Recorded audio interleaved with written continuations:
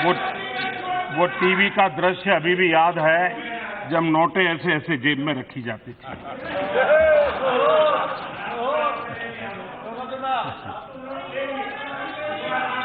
आज इस चर्चा में आदरणीय श्री मल्लिकार्जुन खड़गे जी, श्रीमान भर्तृहरि जी, श्री वेणुगोपाल जी, हरसिमरत जी कौर बादल, श्रीमान दिनेश त्रिवेदी जी, श्री मोहम्मद सलीम जी, श्रीमान सौमित्र खान जी, ऐसे अनेक सभी आदरणीय सदस्यों ने अपने विचार रखे हैं, अपनी राय रखी है। एक सार्थक चर्चा का प्रयास हुआ है और सदन ने इन सबको जिस प्रकार से सुना, उनकी बातों को प्रोत्साहित किया, इसलिए विचारों की अभिव्यक्ति वाले भी और विचारों को प्रोत्साहन देने वाले इस पूरे सदन का मैं धन्यवाद करता हूं।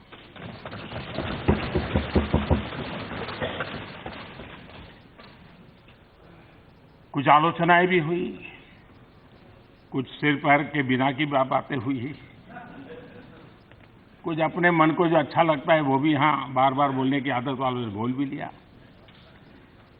लेकिन मैं मानता हूं कि ये चुनाव का वर्ष है, तो स्वाभाविक है हर किसी की कुछ न कुछ मजबूरी है, कुछ तो बोलना ही पड़ता है और इसलिए वो प्रभाव रहना बड़ा स्वाभाविक था। लेकिन ये भी सही है कि हम लोग यहां से जाने के बाद जनता जनार्दन को अपना कामकाज का लेखा जोखा देने वाले हैं, क्योंकि चुनाव का वर्ष है तो हमको जनता को जाकर के अपना हिसाब देना है। और मैं आप सभी को आगामी चुनाव में हेल्दी कंपटीशन के लिए अनेक अनेक शुभकामनाएं देता हूं।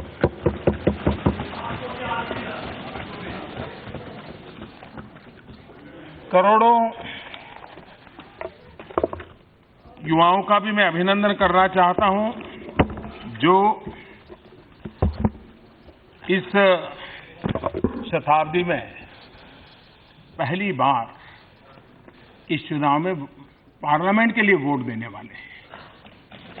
वे सभी अभिनंदन के अधिकारी हैं, क्योंकि वोट डालना या मताधिकार प्राप्त करना एक छोटी घटना नहीं है और हमें भी हमारी इस नई पीढ़ी को जो पहली बार 21वीं शताब्दी के पार्लियामेंट के चुनाव के वोटर बनने वाले हैं, उनका स्वागत भी करना चाहिए, क्योंकि वे एक प्रकार से देश की नीति निर्धारक उस प्रक्रिया के वो हिस्सेदार बनने जा रहे हैं।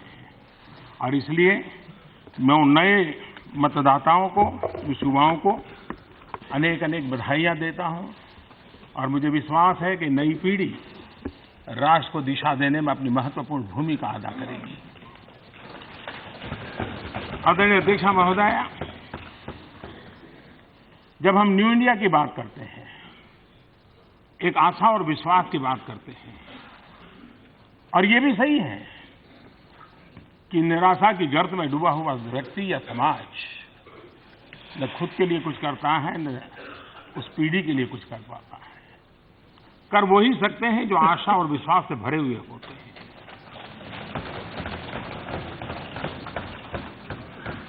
रोना रोते वालों को 5-10 लोग अगल बगल के आश्वासन देने के लिए मिल जाएंगे, लेकिन परिवर्तन का संकल्प करने वाले लोग उनके पास फटकते नहीं है कभी। और जब मैं न्यू इंडिया की बात करता हूं तो मैं स्वामी विवेकानंद जी की बात को उद्धृत करना चाहूंगा। स्वामी विवेकानंद जी ने कहा है,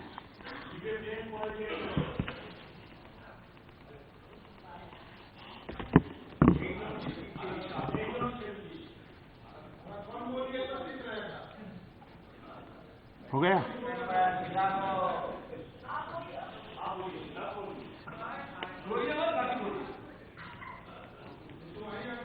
अतीत में जिस दौर से हमें गुजरना पड़ा वो सभी आवश्यक थे, क्योंकि विनाश का जो काल बीच बीच में आया, उसे निकलकर ही भविष्य का भारत आ रहा है। वह अंकुरित हो चुका है, उसके नए पल्लव निकल चुके हैं और उस शक्तिशाली वृक्ष, विशालकाय वृक्ष का उगना शुरू हो चुका है। विपरीत परिस्थितियों में विकास की आस, विश्वास, यही देश को आगे ले जाता है। चुनौतियों को चुनौती देना ये देश का स्वभाव होता है, वही देश चुनौतियों को परास्त करता है। जो चुनौतियों से डर के भागते हैं, वो नई नई चुनौतियों को मोल लेते हैं, और इसलिए चुनौतियों को ही चुनौती देना सामान्य मानवीय की देश की आशा अपेक्षाओं को पूर्ण करने में हम पूरी ताकत से जुटे हुए हैं। आज यहां 1947 से कुछ बातें बताई गई, अच्छी बात है, लेकिन कभी लगता है कि हम जब इतिहास की बात करते हैं तो 2 पीरियड की चर्चा करते हैं, बीसी एंड एडी। आज जो मैंने भाषण सुना कि 47 से 14 तक, 47 से 14 तक, तो मुझे लगता है कि शायद बीसी और एडी की उनकी अपनी व्याख्या है। बीसी की व्याख्या उनकी है बिफोर कांग्रेस, मतलब कि कांग्रेस के पहले कुछ नहीं था इस देश में, सब तबाह था, गर्त में था। और एडी का मतलब है आफ्टर डायनेस्टी,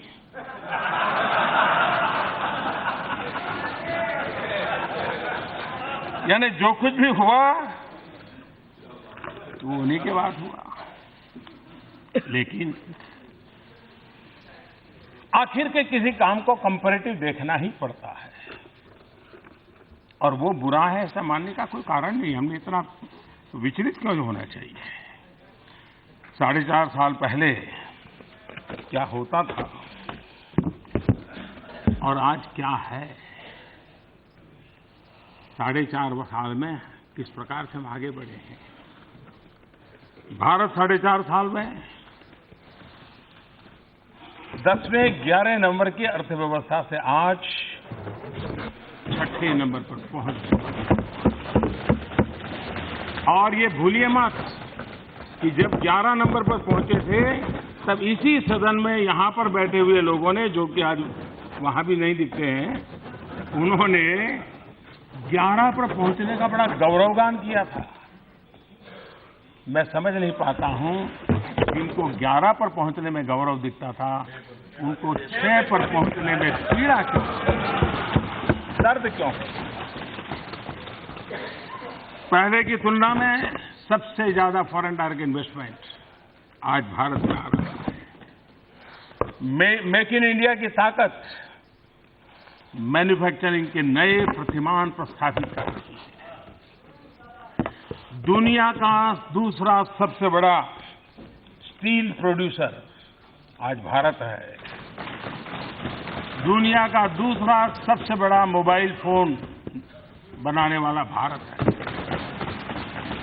दुनिया का सबसे चौथा ऑटोमोबाइल मैन्युफैक्चरर आज हिंदुस्तान है। फसलों और दूध का रिकॉर्ड उत्पादन आज भारत कर रहा है। इंटरनेट डेटा सबसे सस्ता, और इंटरनेट डेटा सबसे ज्यादा कंजम्पशन अगर दुनिया में कहीं है तो हिंदुस्तान है। स्टार्टअप इकोसिस्टम ने जिस प्रकार से अपनी जगह बनाई, अपनी जड़ें जमाई हैं, आज बड़ी बड़ी मल्टीनेशनल को भी वो चुनौती दे रही है। एविएशन सेक्टर सबसे तेज गति से आगे बढ़ रहा है, लेकिन विपक्ष में है, विरोध करना जरूरी है, विरोध करना चाहिए, मोदी की आलोचना करनी चाहिए, हमारी नीतियों की आलोचना करनी चाहिए, अच्छी बात है, लोकतंत्र में बहुत जरूरी भी है। लेकिन मैं देख रहा हूं कि हम मोदी की आलोचना करते करते, बीजेपी की आलोचना करते करते देश की बुराई करने में लग जाते हैं। इससे देश हम में से किसी को भी गलती से भी देश की बुराई हो ऐसी बातें नहीं करनी चाहिए। बहुत सी बातें हैं।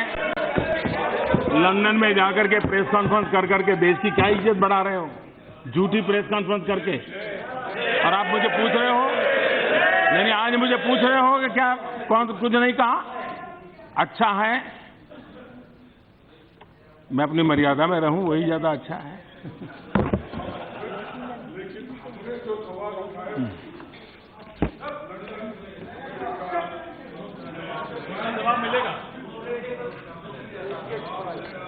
आज हमारे खड़गे जी बता रहे थे कि मोदी जी जो बाहर पब्लिक में बोलते हैं, राष्ट्रपति जी ने वही बात सदन में भी कही। मतलब ये सिद्ध हो गया कि सच बोलने वालों को बाहर दूसरा बोलना, अंदर अलग बोलना था नहीं।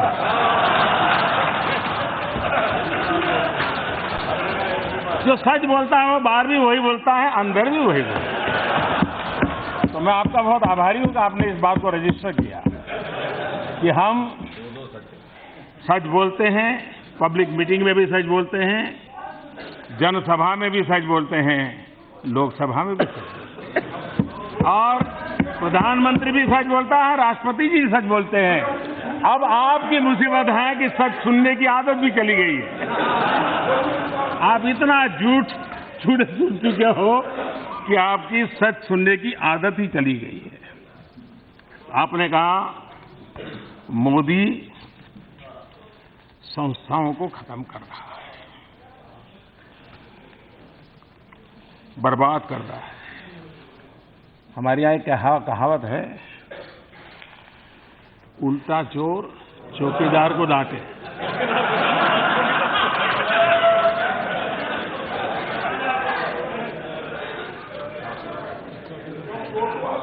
आप जरा बताइए, मुझे लगता है विचार करने की आवश्यकता है। देश में आपातकाल थोपा कांग्रेस ने, लेकिन कहते हैं इंस्टीट्यूशन मोदी बर्बाद कर रहा है। सेना को अपमानित किया कांग्रेस ने, कहते हैं मोदी बर्बाद कर रहा है। देश के सेना अध्यक्ष को गुंडा कहा, कहते हैं कि करने वाले कांग्रेस, कहते मोदी इंस्टीट्यूट बर्बाद कर रहा है। कहानियां घड़ी जाती है तख्ता पलट करने की।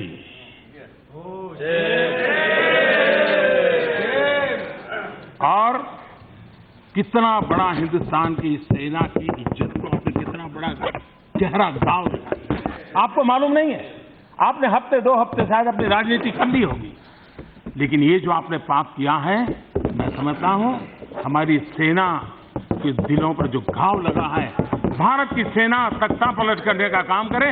ये आजादी के इतने सालों में अच्छे दिन आए हो, बुरे दिन आए हो, वीक प्रधानमंत्री रहे हो, वीक गवर्नमेंट रही हो, एक सरकार रही हो, मिलीजुली सरकार, कभी देश की सेना ने ऐसा पाप नहीं किया है। हम ये बातें कहते हैं जस्ट अपनी राजनीति के लिए, और इसलिए और मैं मानता हूं कि बहुत बुरा किया हम लोगों ने। हम एक जिम्मेवारी के लोग हैं, और शासन में बैठे लोगों के द्वारा इस प्रकार की बातें हो, और आप कहें कि हम संस्थाओं को बर्बाद करने में लगे हुए हैं। चुनाव आयोग, इस देश का चुनाव आयोग विश्व के लिए गौरव का केंद्र बन सकता है। छोटी मोटी शिकायतें रहने के बाद भी सभी राजनीतिक दल चुनाव आयोग की निर्णयों को मान करके चल रहे हैं। क्या हम उसको भी बर्बाद करके रहेंगे? हम आज उस पर बर्बाद करने में लगे हुए हैं। क्या हम उसकी दिशा में भी कुछ सोच सकते हैं? क्या उसी प्रकार से अपनी विफलता ईवीएम पर, अपनी विफलता। मैं तो हैरान हूं, देश बजट की चर्चा करता है और ये ईवीएम का रोना रो रहे थे। ये कितनी, यानी आप इतने डरे हुए, क्या हो क्या गया है आप लोगों को?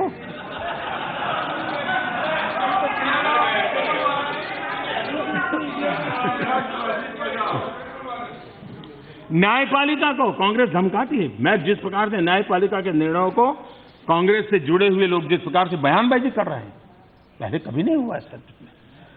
न्यायपालिका का निर्णय अच्छा हो बुरा हो, लेकिन उसका सम्मान इसलिए किया जा रहा है क्योंकि इंस्टीट्यूशन आखिर बचानी पड़ेगी। लेकिन हमें पसंद ना हो तो कुछ भी बोलते हैं, कुछ भी बुलवा लें, कुछ भी लिखवा दें। आप पूरी जुडिशरी को डराने के लिए, महाभियोग के नाम से पूरी व्यवस्थाओं को हिलाने के लिए कोशिश की, और आप हमें कह रहे हो।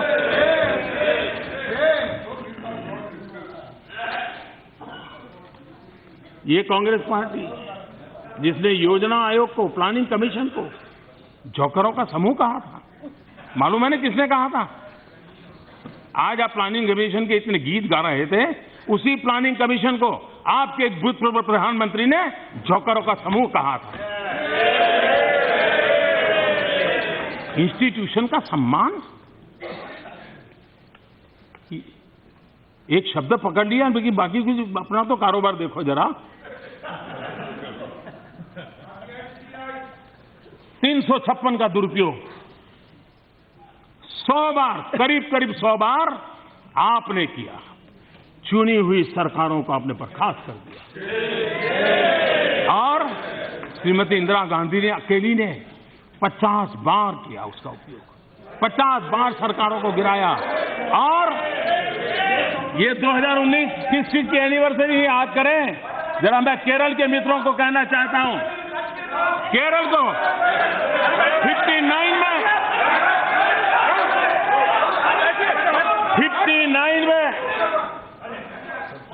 जब नेहरू जी प्रधानमंत्री थे और इंदिरा जी कांग्रेस की अध्यक्षा थी, वो केरल गई। पता नहीं क्या देखा, क्या पाया, क्या सुना। आते ही केरल की कम्युनिस्टों की चुनी हुई सरकार को बर्खास्त कर दिया। ये 2019 एनिवर्सरी है। आप संस्थाओं का मान सम्मान की बातें करते हो। किस प्रकार से आपने देश के साथ, आपने एनटीआर के साथ क्या किया, आपने एमजीआर के साथ क्या किया। इतना ही नहीं, आपने मंत्रिमंडल के निर्णय, कैबिनेट का डिसीजन प्रेस कॉन्फ्रेंस में जाकर कैसे फाड़ रहे? कौन सी सेंसिटी, कौन सी संस्थाओं का सम्मान। और इसलिए कृपा करके मोदी पर उंगली उठाने से पहले ये आपको पता होना चाहिए कि आपकी 4 उंगली आपकी तरफ होती है। और इसलिए आमतौर पर मेरी, खड़गे जी एक डिसेंट व्यक्ति है, उसमें कोई, लेकिन पता नहीं क्या मजबूरी है, इस मुसीबत में फंसे हैं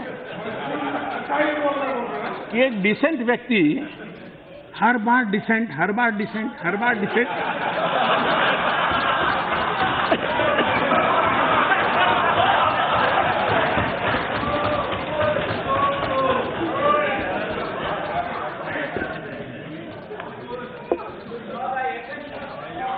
लेकिन आप डिसेंट है, इस बात को तो मैं इस सदन के सामने कहूंगा, जरूर कहूंगा। और ये बात सही है, आज उन्होंने कहा कि मैं जरा फर्स्ट एड, लेकिन करीब 36 घंटे के बाद वो पूछ रहे थे फर्स्ट एड की जरूरत है क्या। तो आप एक सीनियर व्यक्ति के नाते हम जैसे लोगों की चिंता कर रहे हैं, इसलिए मैं आपका आभारी हूं।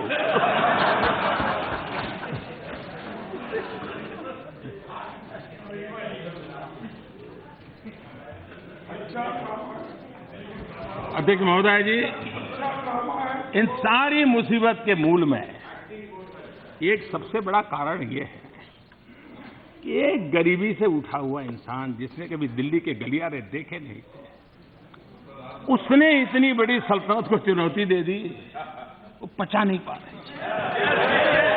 जो ये मान के चलते हैं कि हम तो ये बस देश पर गद्दी हमारे मालिकी की है, वो ऐसा एक कोने में पड़ा हुआ इंसान आके यहाँ, ये बात इनके दिमाग से जाती नहीं है। वो जो नशा है, वो नशा परेशानी करता है।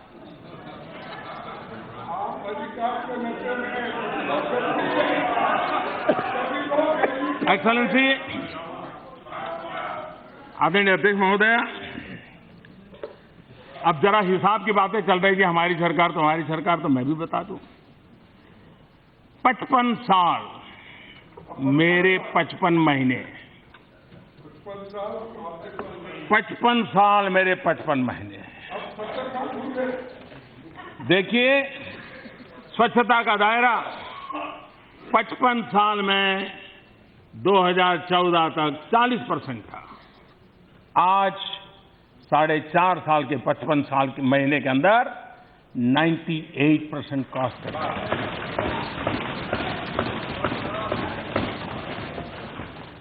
4.5 साल में 10 करोड़ से ज्यादा शौचालय बने हैं। और जो लोग कहते हैं कि ये सरकार अमीरों के लिए है, मुझे खुशी है कि मेरे देश के 10 करोड़ अमीरों के लिए मैंने शौचालय बनाया। वही मेरे अमीर है, वही मेरा ईमान है, वही मेरी जिंदगी है। उन्हीं के लिए जीता हूं, उन्हीं के लिए यहां आया। गैस कनेक्शन 55 साल में 12 करोड़ गैस कनेक्शन, और 55 महीने में 13 करोड़ गैस कनेक्शन, और उसमें 6 करोड़ उज्ज्वला। काम किस गति से होता है और किसके लिए होता है, इसका आप अंदाज लगा सकते हैं। बैंकों का राष्ट्रीयकरण किया, गरीबों के नाम पे बातें की, राजनीति की, चुनाव जीतते गए, वोट बटोरते गए, लेकिन हमारे देश में 55 साल में 50% लोगों के बैंक के खाते थे। 55 महीने में अब वो 100% करने में हम यशस्वी हुए हैं। आपको तकलीफ होती है 18,000 गांवों में बिजली पहुंचाई, और आप आंकड़ा देते हैं, यानी 1947 के पहले इस देश के किसी गांव में बिजली नहीं थी। 1947 के पहले इस देश के किसी गांव में बिजली नहीं थे, वहीं शुरू कर रहे आप। वो बीसी और एडी वाली बात है। लेकिन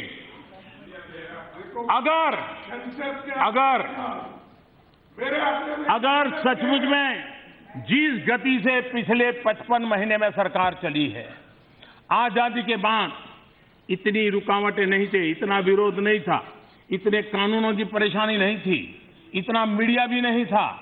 अगर उस समय आप चाहते काम करना, तो पहले 2 दशक में हिंदुस्तान के हर गांव में बिजली पहुंच जाती। ये काम जो 20 साल में होना चाहिए था, वो मुझे आकर के पूरा करना पड़ा है। और इसलिए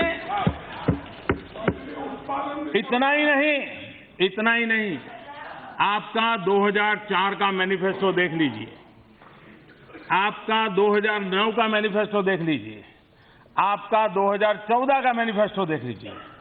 आपने तीनों मैनिफेस्टो में ये कहा है कि हम 3 साल के भीतर, 4 में कहा 3 साल के भीतर, आपने 9 में कहा 3 साल के भीतर, 14 में कहा 3 साल के भीतर हर घर में बिजली पहुंचाएंगे। आपके मैनिफेस्टो में है, बिजली पहुंचाएंगे। मैं हैरान हूं, वो गरीबी हटाओ तो आप एक्सटेंड करते गए हैं, लेकिन 2004 में भी 3 साल, 2009 में भी 3 साल, 14 में भी 3 साल, और आज घरों में बिजली पहुंचाने की मुझे रात दिन मेहनत करनी पड़ रही है। 2.5 करोड़ परिवारों में बिजली पहुंचाने का काम पूरा कर दिया, और आने वाले दिनों में 100% इलेक्ट्रिफिकेशन का काम करने का गर्व हम प्राप्त करेंगे, मैं आपको विश्वास दिलाना चाहता हूं। कुछ लोग हैं जो भ्रमित करने का प्रयास करेंगे, लेकिन आंकड़े झुठला नहीं सकते हैं।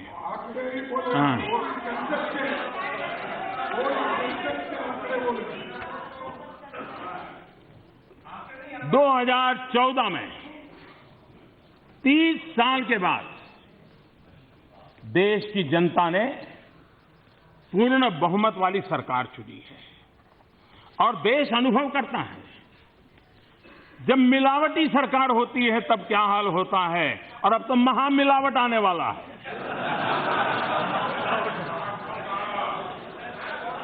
पूर्ण बहुमत वाली सरकार होती है तो कितने निर्णय कर सकती है, कितनी गति से आगे बढ़ सकती है, और निर्धारित महामिलावट यहां पहुंचने वाले नहीं है। ये महामिलावट आप कलकत्ते में इकट्ठा करो, देख लो, ये महामिलावट का हाल देखो। केरल में मुंह नहीं देख पाएंगे एक दूसरे का। ये महामिलावट का नेतृत्व करने वालों को उत्तर प्रदेश में बाहर कर दिया, ये महामिलावट देखने वालों को। और इसलिए ये महामिलावट का खेल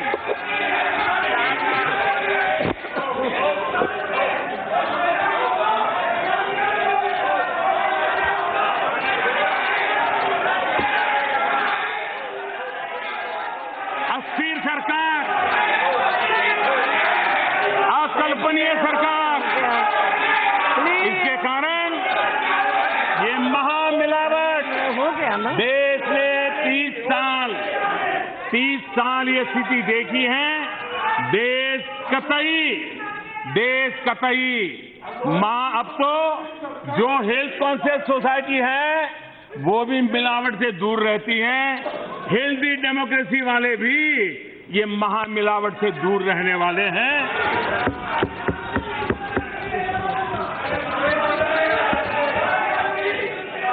जब बहुमत वाली सरकार होती है, देशवासियों के लिए समर्पित सरकार होती है, तो काम कैसे होता है। 2014 के पहले आपकी सरकार थी, गरीबों को घर मिलना चाहिए, ये 1947 से हर सरकार ने विचार किया है। लेकिन 2014 के पहले 5 साल आपकी सरकार ने 25 लाख घर बनाए।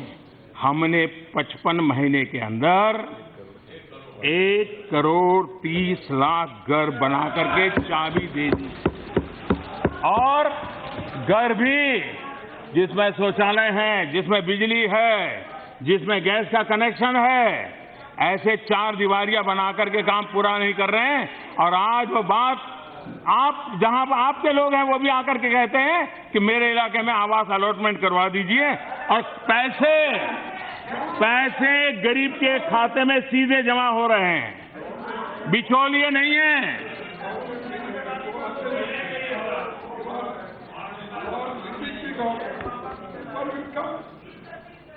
- 2014 में, अब आपके घोषणा पत्र में 2004 में था, 2009 में था और 2014 में भी था। और आपने कहा था कि वो भी आप ये 3 साल कहां से ले आए मुझे मालूम नहीं, आपका 3 साल का डेफिनेशन क्या है वो भी मुझे मालूम नहीं। 4 में भी कहा कि 3 साल में हर पंचायत को हम ऑप्टिकल फाइबर नेटवर्क से जोड़ेंगे, डिजिटल इंडिया की तरफ आगे बढ़ेंगे। 4 में कहा था, वही बात 9 में कही, वही बात 14 में कही। जब हम आए तब 59 विलेजेज में ऑप्टिकल फाइबर नेटवर्क पहुंचा था। यानी आइडिया नया। अब आप कहेंगे हमारी योजना, आपकी योजना मैनिफेस्टो में लिखा है, करेंगे, लिख दिया।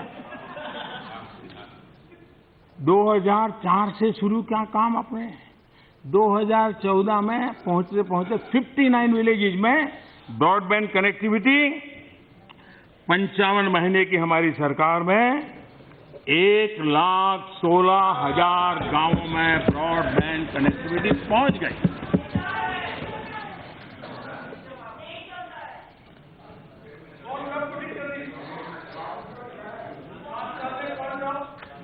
आप वादे करते रहे। आज हमारे खड़गे साहब ने शेर शायरी का मिजाज था उनका,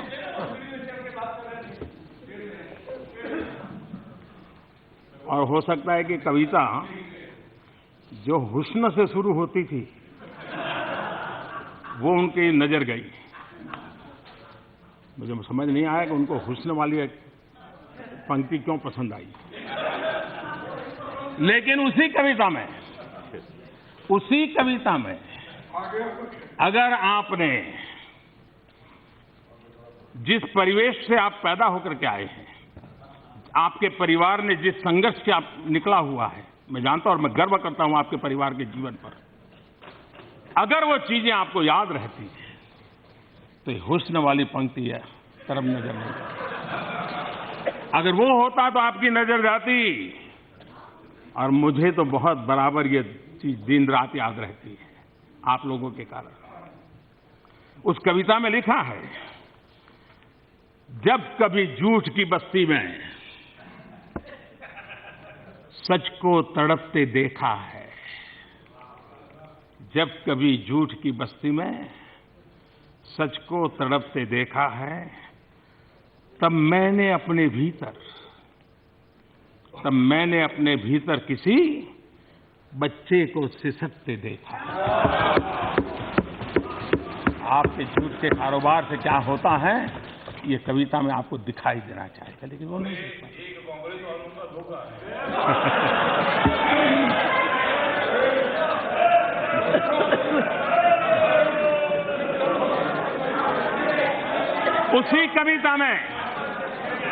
उसी कविता में आगे लिखा है, अगर संवेदना नाम की चीज बची होती, लेकिन सत्ता के गलियारों में रहने के कारण शायद वो छूट गया होगा। अगर वो बचा होता तो उसकी आगे की पंक्ति आपको जरूर दिल को छू जाती। आगे की पंक्ति है, अपने घर की चार दीवारी में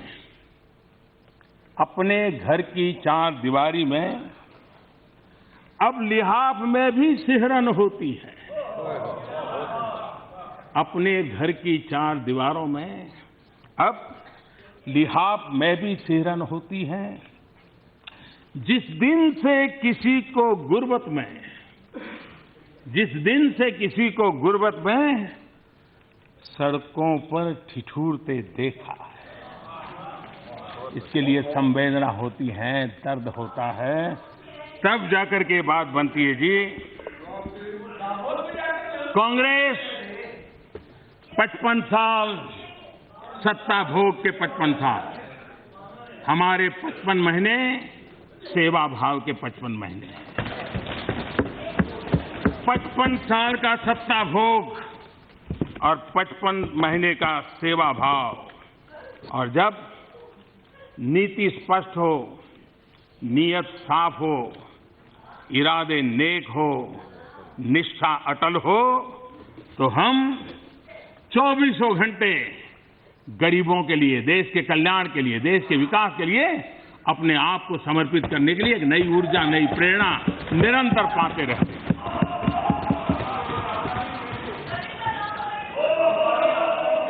आप किस प्रकार से काम करते हैं?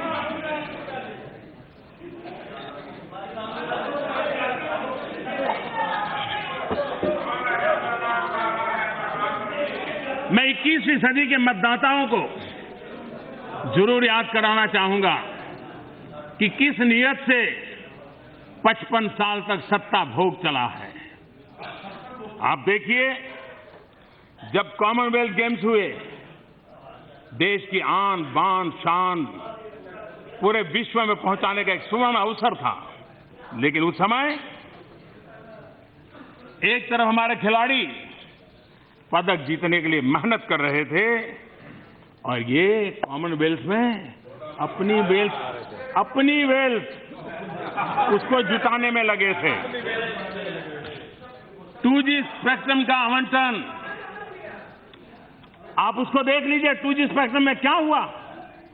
ये सत्ता भोग का परिणाम था, और इनकी नियत यही अपना और अपनों का फायदा करना। हमारी नियत लोगों को सस्ता डेटा, फोन पर बात करने का खर्च कम हो, और इस पर लिए स्पेक्ट्रम की नीलामी की व्यवस्था हमने विकसित की। बैंकिंग व्यवस्था क्या करके रखा था? फोन बैंकिंग चलता था। नामदार को पता चले कि इसको मदद की जरूरत है, बैंक को फोन चला जाता था, रुपये निकल जाते थे, पहुंच जाते थे, किस काम के लिए कौन ले जाए, कहां ले जाएगा।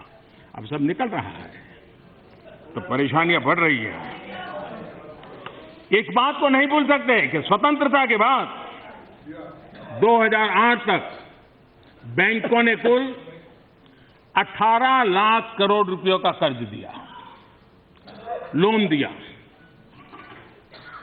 लेकिन सत्ता भोग की जो राजनीति चलती थी, देश चलाने का तरीका था, उस सत्ता भोग के 55 साल का परिणाम देखिए।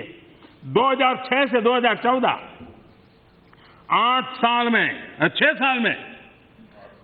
साल में 2008 से 14 6 साल में ये 18 लाख करोड़ बढ़कर के 52 लाख करोड़ हो गया। ये फोन बैंकिंग का परिणाम था। लोगों के पैसे थे, लूटे जा रहे थे, कोई पूछने वाला नहीं था। ये आपका तरीका था। और 21वीं सदी के मतदाताओं को पता होना चाहिए कि कैसे देश को, तब उनको ये उनकी उम्र इतनी छोटी रही होगी, सब खेल चले, अब उनको ये शिक्षित करना हम लोगों का काम है। मुद्रा योजना से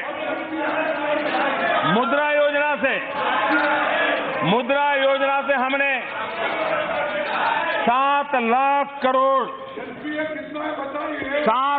करोड़, ये वही है जो 2014 में आप छोड़ के गए। ये तो ब्याज बढ़ रहा है, एक नया एनपीए नहीं बढ़ रहा है, ये आप छोड़ के गए उसका ब्याज बढ़ रहा है। और हमने कानून ऐसे लाए हैं कि 3 लाख करोड़ रुपया वापिस आना शुरू हुआ।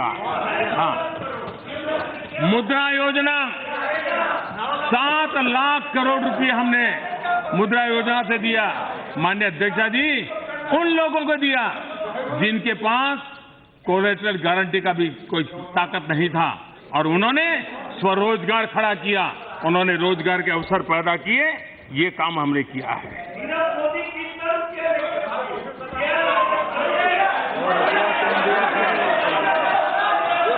जो भाग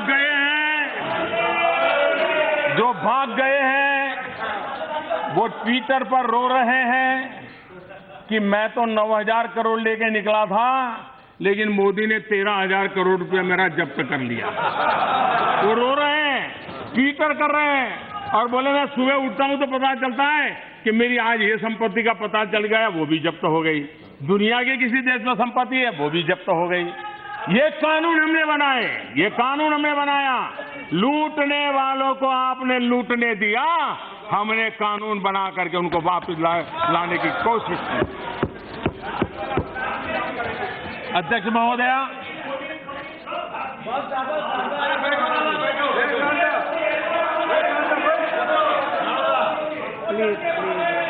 मुझे लगता है हमारे कांग्रेस के मित्रों ने कुछ काम आउटसोर्स कर दिए हैं।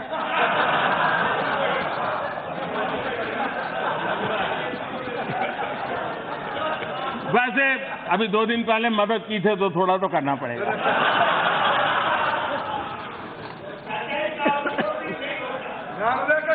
माननीय अध्यक्ष महोदय जी, कांग्रेस ने ये कहा, जब सर्जिकल स्ट्राइक की बात आई, मैं यहां उरी फिल्म की चर्चा नहीं कर रहा हूं, मैं सर्जिकल स्ट्राइक की बात कर रहा हूं। तब कांग्रेस ने कहा हमारे समय भी सर्जिकल स्ट्राइक हुआ था। हाँ, आपके पास सब कुछ है, ठहरिए, आपके पास सब कुछ है। आपको घंटों तक बोलने दिया है, अगर उस समय सेना की वो हालत ही नहीं रहने दी थी, आपने सेना को एक प्रकार से आपने निहत्था बना दिया था। वो स्थिति नहीं थी कि सर्जिकल स्ट्राइक करने का कोई निर्णय कर सके। ये हाल बना के रखा था। वो दिन थे जब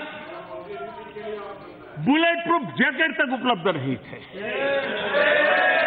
आपकी सर्जिकल स्ट्राइक का सोच भी कैसे सकते थे? और आप तो हिंदुस्तान को आंखों में धूल झोंक रहे हैं।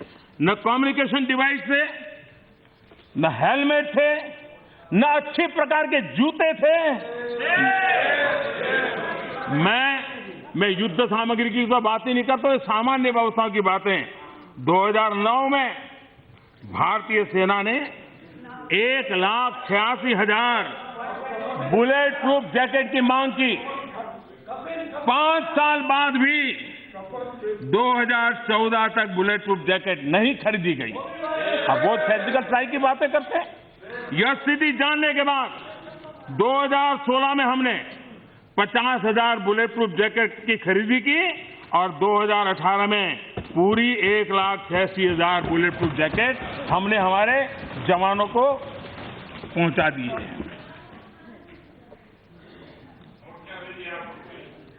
अगर 2014 में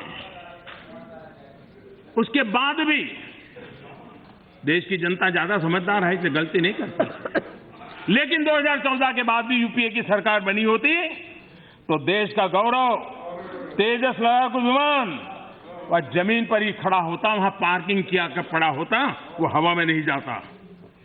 2016 में जुलाई में हमने 45 स्क्वाड्रन में शामिल किया और 83 तेजस विमान खरीदने को हमने स्वीकृति दे दी। आपको इसकी चिंता नहीं थी।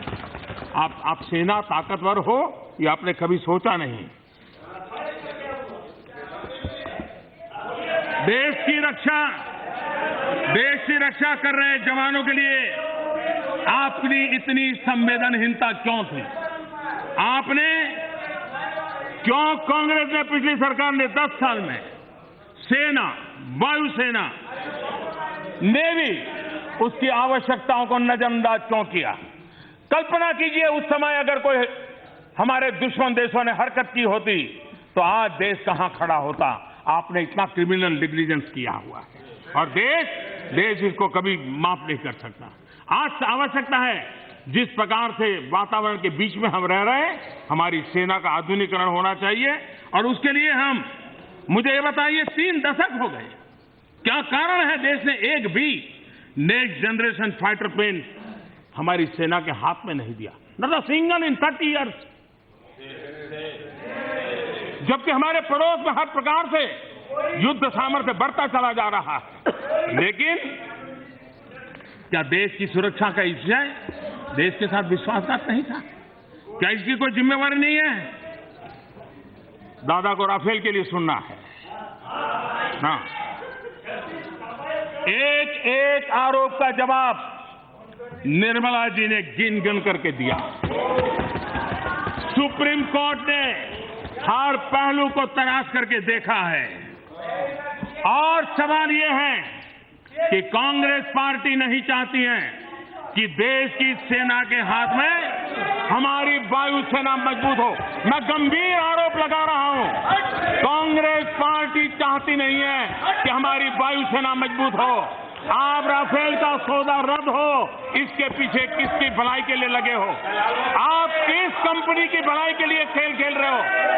कौन लोग हैं जिन्होंने आपको ले जाया है?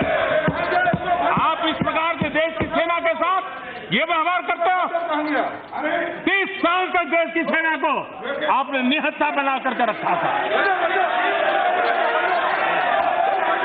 और इतिहास गवाह है।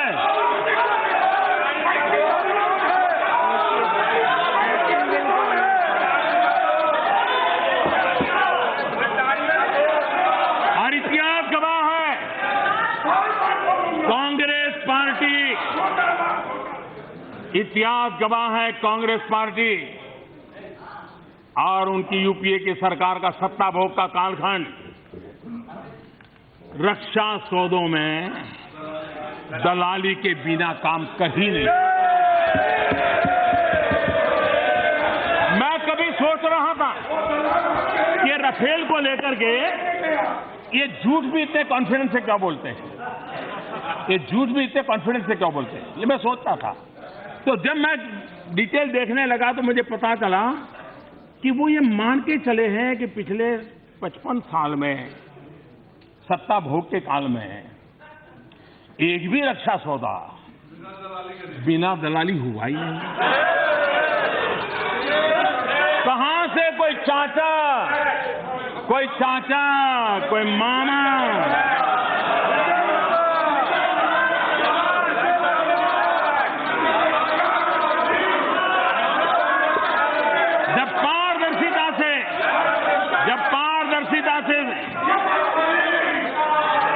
पारदर्शिता से ईमानदारी से देश की वायुसेना को मजबूत करने का काम हो रहा है, तब माननीय अध्यक्ष जी, ये कांग्रेस के लोग जरा बौखला जाते हैं। सच उनको सुनने की आदत रही नहीं है और अब परेशानी है, चेहरे उतरे हुए हैं और कारण यही है क्योंकि अब राजदार को पकड़ करके लाए गए हैं। एक नहीं, दो नहीं, तीन राजदार। अब आपकी चिंता है कैसे पकड़े जाते हैं, कैसे लाए जाते हैं, कैसे पूछा जाता है और चिट्ठियां पकड़ाई जाती है, छुप के चिट्ठियां पकड़ाई जाती है। और इसलिए आपकी बेचैनी मैं समझ सकता हूं। जहां तक काले धन का सवाल है, भ्रष्टाचार का सवाल है, हम आज भी प्रतिबद्ध हैं जीरो टॉलरेंस के साथ। ये दिमक की तरह भ्रष्टाचार ने देश को तबाह किया है। यहां कोई व्यक्ति ऐसा नहीं होगा जो नहीं चाहता होगा कि देश में भ्रष्टाचार खत्म ना हो। हर कोई चाहता है कि भ्रष्टाचार खत्म हो, लेकिन किसी न किसी के हाथ पैर कहीं फंसे हुए थे, इसलिए चाहते हुए भी कर नहीं पाते थे। हमारा कोई बैगेज नहीं है, न हमें किसी पर एहसान करना है, न किसी के एहसान पर हम जिंदा हैं। हम तो 125 करोड़ देशवासियों के आशीर्वाद से जिंदा है और इसलिए जी जान से काला धन हो, भ्रष्टाचार हो, उसके खिलाफ लड़ाई लड़ने का माजा रखते हैं और अभी तक पीछे नहीं हटे हैं और उन प्रक्रियाओं को कर रहे हैं।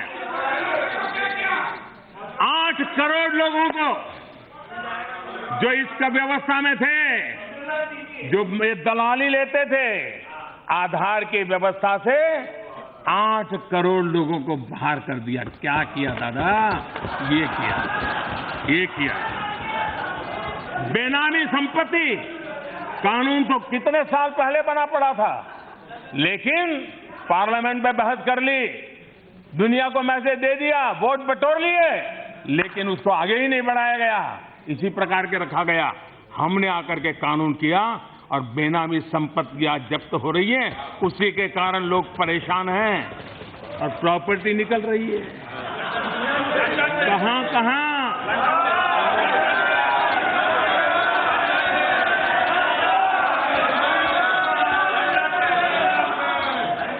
कैसे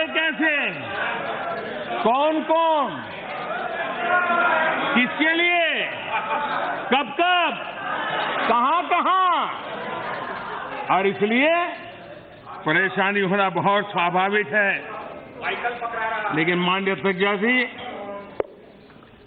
मैं इस सदन को विश्वास दिलाना चाहता हूं, इस सदन के माध्यम से मैं देश को विश्वास दिलाना चाहता हूं कि ये जो हम संकल्प लेकर के चले हैं, इसमें हम पीछे हटने वाले नहीं हैं। चुनौतियां बहुत बड़ी हैं, रुकावटें अनेक हैं, लेकिन जितनी रुकावटें हैं उससे ज्यादा मजबूत हमारा संकल्प है। जितनी रुकावटें हैं उससे ज्यादा मजबूत हमारे इरादे हैं और इसलिए हम इस बात को, नोटबंदी की परेशानी आपको हो रही है। ये नोटबंदी के बाद 3 लाख कंपनियां फर्जी, जो रुपयों का कारोबार करते थे, डोनेशन लेना देना रुपये करते थे, ये सब बंद हो गया। ये कारोबार है और ये चलता रहता। अगर पुरानी वैसी सिस्टम होती तो चलता रहता। ये 55 महीने वाली सेवा भाव की सरकार है, राष्ट्र को समर्पित सरकार है, इसलिए संभव हुआ है।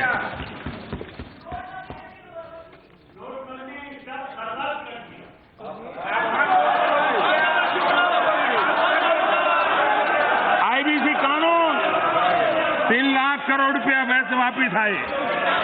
माननीय अध्यक्ष जी, एक और जानकारी शायद इस सदन में भी बहुत लोगों को अचरज करेगी। हमने आकर के देश में भिन्न भिन्न संस्थाओं को एक चिट्ठी भेजी।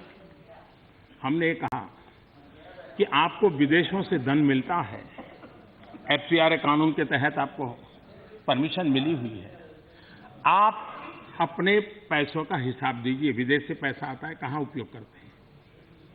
इतना सा कोई रेड नहीं करनी पड़ी है, किसी इनकम टैक्स वाले को जाना नहीं पड़ा है, एक छोटी सी चिट्ठी गई और आप हैरान हो जाएंगे। इस देश में 20,000 से ज्यादा संगठन उन्होंने अपनी दुकानें बंद कर दी जो विदेशों से धन लेते थे। ये 20,000 संस्थाएं क्या करती थी? सीमावर्ती गांव से लेकर के संसद से लेकर के न्यायतंत्र तक, न्याय प्रक्रिया तक प्रभाव पैदा करने का काम होता था। उन पर हाथ उठाने का काम हमने किया है। हिंदुस्तान को नुकसान करने वाली 20,000 संस्थाएं, क्या ये आप नहीं रोक सकते थे? क्यों चलने दी? क्या आशीर्वाद थे? क्या भला होता था आपका? ये विदेशी धन लाने के रास्ते किसके लिए थे? ये लड़ाई हम लड़ रहे हैं और इसलिए चारों तरफ से अभद्र भाषा सुनने को मिलती है, गाली गलौज सुनने को मिलता है, गंदे आरोप सुनने को मिलते हैं। उसका कारण यही है कि इतने लोगों को परेशानी हो रही है कि एक ईमानदार सच्ची सरकार, देश के हित में सोचने वाली सरकार आती है तब क्या होता है ये इससे पता चलता है। 20,000 संस्थाएं बहुत बड़ा आंकड़ा है। और अब तो मैं देख रहा हूं जो बहुत बड़े बड़े नाम थे वो ऑफिशियली हिंदुस्तान में से अपना कारोबार बंद करके नए नाम से घुसने के लिए रास्ते खोज रहे हैं। ये हाल पैदा हो गया है। और आपने देखा होगा, मुझे याद है गुजरात में सरदार सरोवर डैम नर्मदा, पंडित नेहरू जी ने उसका शिलान्यास किया, पंडित नेहरू जी ने, और अभी मैंने उद्घाटन किया है। कितना देश की पैसा, और इसमें के विषय विदेशी धन से खेलने वाले एनजीओ, विदेशी धन से खेलने वाले एनजीओ, और किसी ने रोका नहीं इनको। 20,000 संस्थाएं बंद हुई है और आने वाले दिनों में आंकड़ा बढ़ सकता है क्योंकि हम पाई पाई का हिसाब ले रहे हैं।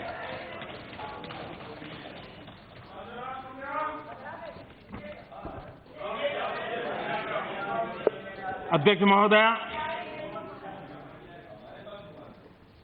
55 साल के सत्ता भोग ने कुछ दलों के लोगों की ऐसी आदत खराब कर दी है, वो अपने आप को ऐसा शहंशाह मानते हैं और बाकियों को ऐसा निकृष्ट मानते हैं, हर व्यवस्था को इनका निकृष्ट मानते हैं। हर किसी का अपमान करना मानो उनके स्वभाव में है, हर किसी को अपमानित करना ये उनके स्वभाव में है। और इसलिए मुख्य न्यायाधीश को विवाद में घेरना, पूरा माहौल बिगाड़ने का प्रयास करना, न्यायतंत्र का अपमान करना, रिजर्व बैंक का अपमान करना, सेना अध्यक्ष का अपमान करना, चुनाव आयोग का अपमान करना, देश की सबसे बड़ी जांच एजेंसी का अपमान करना, लोकतंत्र का अपमान करना, ये मैं समझता हूं ये सत्ता भोग के कारण आपके अंदर आई हुई विकृति है।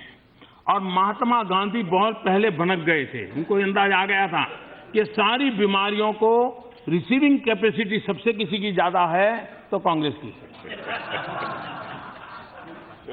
और इसलिए महात्मा गांधी ने उसी समय कहा था कांग्रेस को बिखेर दो। कांग्रेस मुक्त भारत है मेरा स्लोगन नहीं है, मैं तो महात्मा गांधी जी की इच्छा पूरी कर रहा हूं।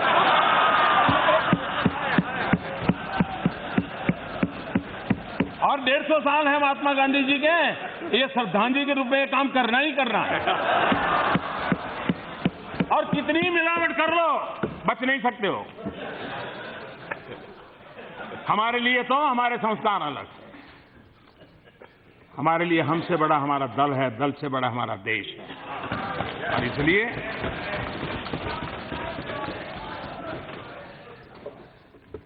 माननीय अध्यक्ष जी, संविधान संस्थाओं का अपमान, भ्रष्टाचार, वंशवाद, ये एक प्रकार से कांग्रेस के साथियों ने भी ये मिलावट कल्चर स्वीकार कर लिया है। वंशवाद के बाहर उनका एक भी साथी नहीं रह सकता है, एक भी नहीं, क्योंकि उनके लिए एक संस्कार बन गया है, ये उनकी संस्कृति बन गई है, और इसलिए उनके लिए जम करके, और इसलिए ये महामिलावट का खेल को बड़ा आसानी से किया जा सकता है, क्योंकि सभी वंशवादी हैं, करीब करीब ठोक में सब बेल पर हैं, तो बड़ा स्वाभाविक है फिर।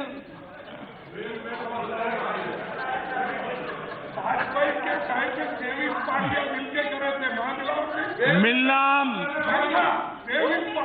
और पूर्ण बहुमत की सरकार, अटल जी को भी, अगर अटल बिहारी वाजपेयी जी को भी मुझसे ज्यादा अगर पूर्ण बहुमत मिला होता तो आज देश कहां से कहां पहुंच गया होगा, हम जानते हैं। और जो आज आपके पास आए ना, वो उस समय भी हमारे पास थे, और उस समय भी उन्होंने ऐसा ही धोखा किया था। ये धोखेबाज लोगों को लेकर के हम मिलावटी कल्चर से देश का महामिलावट करते रहो। हाँ,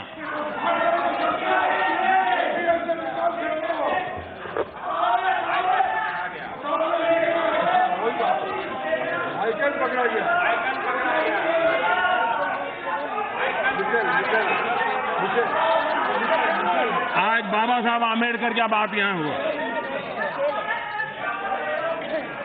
आज बाबा साहब आम्बेडकर का उल्लेख हुआ।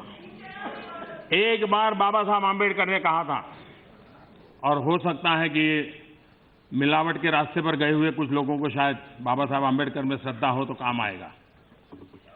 बाबा साहब आम्बेडकर ने कहा था कि कांग्रेस में शामिल होना आत्महत्या करने के समान होगा। ये बाबा साहब आम्बेडकर का वाक्य है। कांग्रेस में शामिल होना आत्महत्या के समान होगा।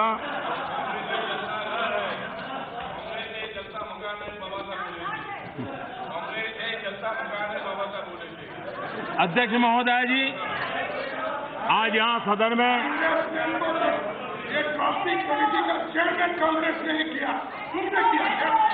मोदी जी ने किया।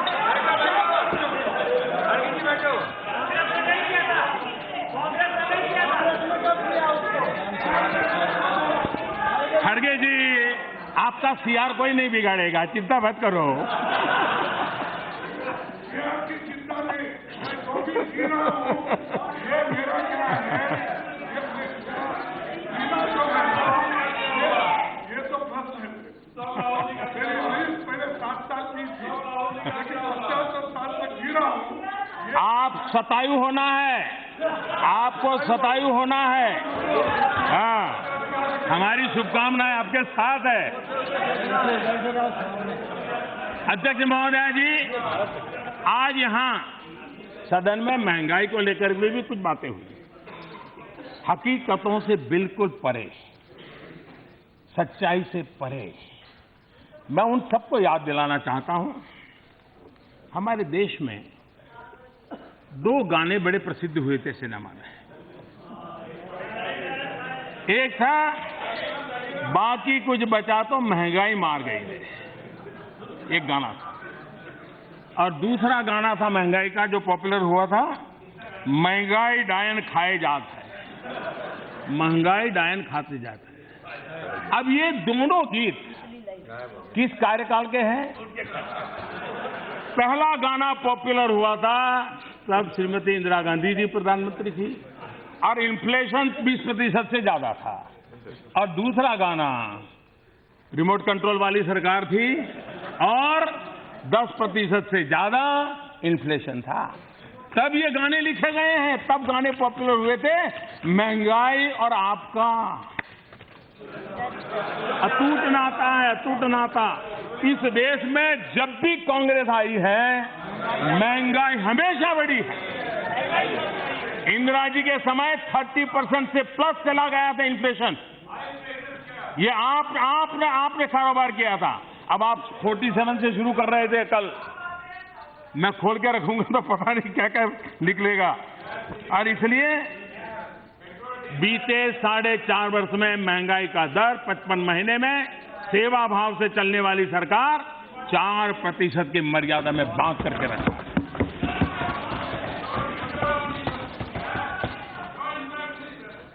मध्यम वर्गीय समाज के लिए बहुत सारी मदद करने का काम हमारी सरकार लगातार करती रही है, क्योंकि देश में जिस प्रकार से आर्थिक गतिविधि आई है, मध्यम वर्ग की आशा अपेक्षाएं बढ़ना बहुत स्वाभाविक है। और मैं मानता हूं वो किसी भी देश के प्रगति के विकास के लिए बहुत अनिवार्य अंग है, जो आज देश 55 महीने में अनुभव कर रहा है।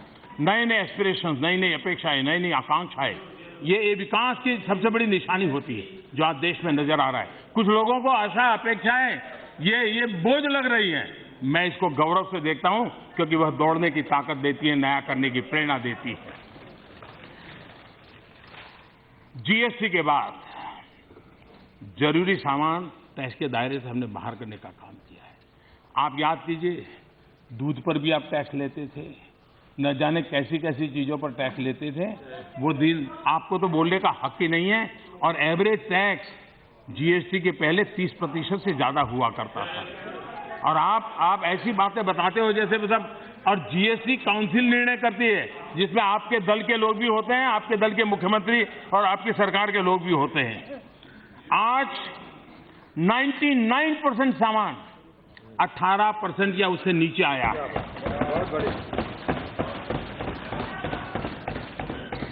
इस बजट में भी इनकम टैक्स में 5 लाख रुपए की रियायत देने का काम हमने किया है।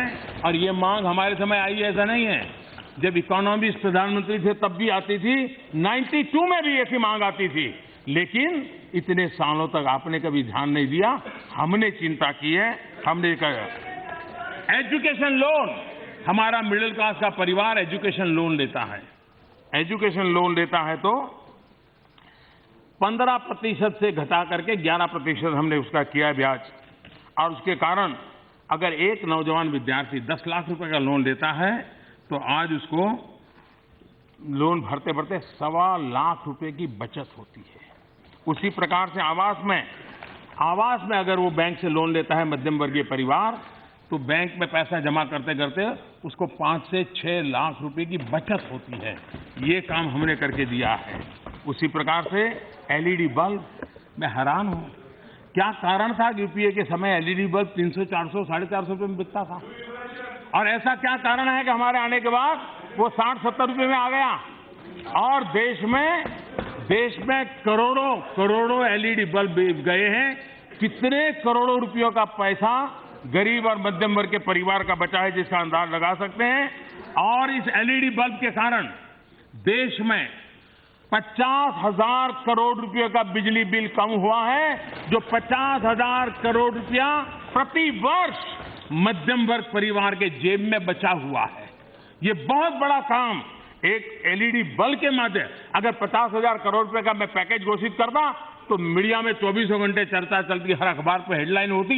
ये काम आराम से 50,000 करोड़ रुपए बचा करके देश के मध्यम वर्गीय परिवार की मदद करने का काम हमारी सरकार ने किया। दिल की बीमारी के स्टेंट कितने महंगे थे, सस्ते कर दिए। नी प्लांट, उसका काम कितना सस्ता हो गया, ये करके दिखाया। हमने मुफ्त में डायलिसिस सुविधा डिस्ट्रिक्ट लेवल तक ले गए हैं। पहले गरीब व्यक्ति को डायलिसिस के लिए 2-2 हजार रुपया, 3-3 हजार रुपया खर्च करना पड़ता था। आज मुफ्त में उसकी सुविधा देने का काम किया है। 5,000 से ज्यादा जन औषधि केंद्र हमने शुरू किए हैं। उन जन औषधि केंद्रों का परिणाम है कि आज गरीब परिवार, जिसमें संयुक्त परिवार हो, 60 से ऊपर की उम्र के 1-2 लोग रहते हो, तो कुछ न कुछ दवा उसका रोज का काम होता है लाना खरीदना। आज 100 रुपये की दवाई जेनरिक मेडिसिन के नाते 30 रुपये में मिलने लगी है। ये मध्यम वर्ग को सबसे बड़ा लाभ होने का काम हमने किया है। उसी प्रकार से गरीब के इलाज की हमने चिंता की है। मैं हैरान हूं कि आयुष्मान भारत योजना में मोदी की चिट्ठी को लेकर के लोग परेशान हैं। एक प्रकार से चिट्ठी लिखता है देश का प्रधानमंत्री तो बहुत बड़ी जिम्मेवारी लेता है, बहुत बड़ा कमिटमेंट देता है और सामान्य मानवी को विश्वास देता है कि आप चिंता मत कीजिए, हम आपके साथ हैं। और आप सचमुच में सदन को खुशी होनी चाहिए। इस देश के गरीब, जो गरीबी के कारण मौत का इंतजार करते थे लेकिन अस्पताल की राह जाना पसंद नहीं करते, हिम्मत नहीं करते थे, और वो सामान्य जड़ी बूटी लेकर के गुजारा कर लेते थे। गंभीर से गंभीर बीमारी में वो दिन काटते थे। परिवार के लोगों की भी स्थिति ऐसी होती थी कि अब इनके लिए क्या करें। 2-2, 3-3, 4-4 साल से गंभीर बीमारी से पड़े हुए लोग, अभी तो 100 दिन से भी कुछ ज्यादा दिन हुए हैं इस आयुष्मान भारत योजना को। अब तक करीब करीब 11 लाख गरीबों ने उसका ऑलरेडी फायदा उठाया है और गंभीर प्रकार की बीमारियों में लाभ मिला है। और प्रतिदिन 15,000 से ज्यादा गरीब इस आयुष्मान भारत योजना के तहत फायदा उठा रहे हैं। ये हम सबका दायित्व है। मैंने देखा है कि प्रधानमंत्री राहत कोष से हमारे सभी एमपी चिट्ठी लिखते हैं कि भाई हमारे इलाके में कैंसर की बीमारी है, फलानी बीमारी है, प्रधानमंत्री राहत कोष से पैसे दो। और प्रधानमंत्री राहत कोष से हम इस काम को लगातार करते रहते। मेरे पहले के प्रधानमंत्रियों ने भी किया है। लेकिन इस आयुष्मान भारत के बाद आज किसी एमपी को इस प्रकार की चिट्ठी लिखने की नौबत नहीं आ रही है। उसको गोल्ड कार्ड मिल गया, उसका काम तुरंत हो जाता है। प्रधानमंत्री राहत कोष से तो कुछ सीमा तक पैसे दिए जाते थे, इसमें पूरा का पूरा खर्चा दिया जा रहा है। हर एमपी प्रधानमंत्री राहत कोष से मिलने वाले पैसों के संबंध में हमेशा मुझे मिलते थे, संतोष व्यक्त करते थे कि मेरे इलाके में इतने लोगों का फायदा हो गया साहब, पहले सप्ताह में हो गया, तीसरे सप्ताह में हो गया, सबको अपना। और मैं उनको भी चिट्ठी लिखता हूं। प्रधानमंत्री राहत कोष में से जिनको पैसा मिलता है, मैं चिट्ठी लिखता हूं कि पक्का होना चाहिए कि हाँ सचमुच में वो बीमार दाग नहीं था, और चिट्ठी लिखता हूं। हम जब गुजरात में थे तो हमने एक प्रयोग किया था। सर्किट हाउस में लोग रहते थे, नेता लोग हैं तो फिर कंसेशन थे, उनको मिल जाता है सर्किट हाउस में।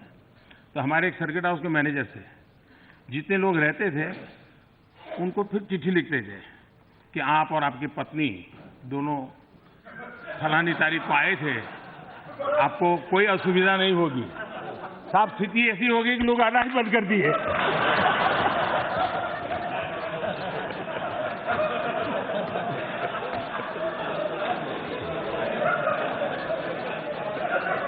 मैं चिट्ठी लिखता हूं उन प्रधानमंत्री कि आपको इस बीमारी के नाते मैंने इतना पैसा भेजा है, आपका स्वास्थ्य ठीक रहा होगा। इसके कारण कहीं पर भी, और उसको फिर आधार से भी जोड़ दिया, एक नया पैसा का लीकेज नहीं, दलाल नहीं, कोई नहीं काम। लेकिन आयुष्मान भारत से सभी एमपी को मैं आग्रह करता हूं, आप चुनाव में जा रहे हैं, जितने गरीबों को आपके क्षेत्र में आयुष्मान भारत का लाभ दिला सकते दिलाइए। मैं स्वस्थ स्पर्धा के लिए निमंत्रित करता हूं आपको। गरीबों का भला होगा। चुनाव तो आएंगे तो जाएंगे भैया, अभी 2-3 महीने हैं, कर लो कुछ काम, आपके लिए मौका है। इसलिए मैं आपको बताता हूं,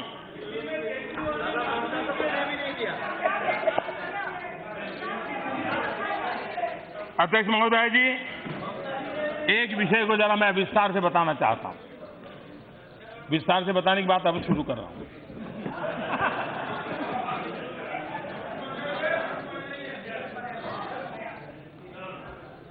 संविधान संशोधन करके हमने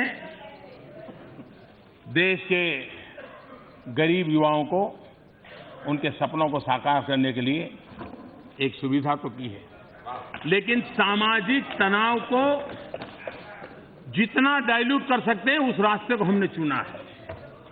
SC, ST, OBC उस व्यवस्था को जरा भी हाथ लगाए बिना 10% गरीबों का आरक्षण, ये विषय कोई हमारे आने के बाद आया था नहीं, पहले से था। ये हमने हिम्मत दिखाई और मैं इस सदन का आभारी हूं, सबका आभारी हूं कि सबने सर्वसम्मति से इसमें साथ दिया। मैं इसके लिए आज मौका लेता हूं आभार व्यक्त करने का, हर एक का आभार व्यक्त करता हूं।